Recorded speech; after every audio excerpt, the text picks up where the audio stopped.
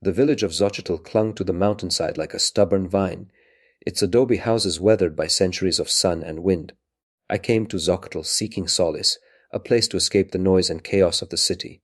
I was a historian specializing in pre-Columbian Mesoamerica, and the remote location and rich cultural heritage of Xochitl drew me in. The villagers were wary of outsiders, their eyes holding a mixture of curiosity and suspicion. I was an anomaly, a gringo with a genuine interest in their traditions, not just another tourist seeking cheap thrills.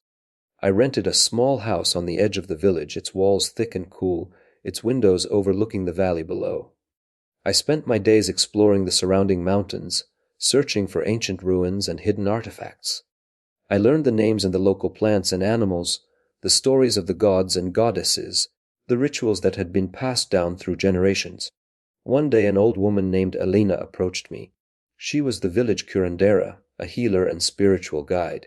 Her face was etched with wrinkles, her eyes filled with a deep wisdom. She had heard of my interest in the village's history and offered to share some of its secrets. She led me to a hidden valley, a place shrouded in mist and silence.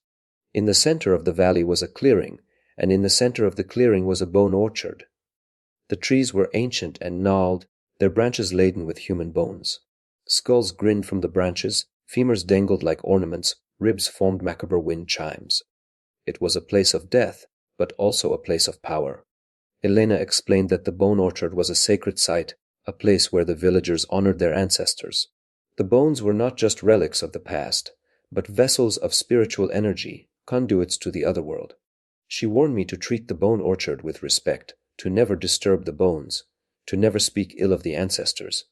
She said that the spirits of the dead were always watching, always listening, and that they would punish those who disrespected them. I was fascinated and disturbed by the bone orchard. It was a tangible link to the past, a reminder of the fragility of life and the enduring power of death. I promised Elena that I would respect the site and its traditions, but as I spent more time in Xochitl, I began to question the villagers' beliefs. I was a historian, a scientist. I believed in facts, not superstitions. I began to see the bone orchard not as a sacred site, but as a macabre relic of a bygone era. I started researching the history of the bone orchard, poring over ancient texts and colonial records. I learned that the site had been used for human sacrifice, that the villagers had offered the bones of their enemies to the gods in exchange for favors. I became convinced that the bone orchard was not a place of honor, but a place of horror, a testament to the brutality and barbarism of the past. I decided to write a book about my findings, to expose the truth about the bone orchard, and to debunk the villagers' superstitions. I shared my ideas with Elena, hoping that she would understand my perspective. But she was horrified. She accused me of disrespecting the ancestors, of desecrating a sacred site. She warned me that the spirits would punish me for my arrogance. I dismissed her warnings as the ramblings of an old woman, but I couldn't shake the feeling that I had crossed a line. The villagers began to shun me, their eyes filled with hostility and fear. I was no longer welcome in their homes, their stores, their lives. I became isolated, alone in my house on the edge of the village. The only sound was the wind whistling through trees, carrying whispers that seemed to call my name. I started having nightmares. I would wake up in the middle of the night, convinced that someone was standing in my room watching me. I would see shadows moving in the corners of my eyes, hear voices just beyond my hearing. The house was getting to me, feeding on my doubts, amplifying my fears. I began to question my own sanity.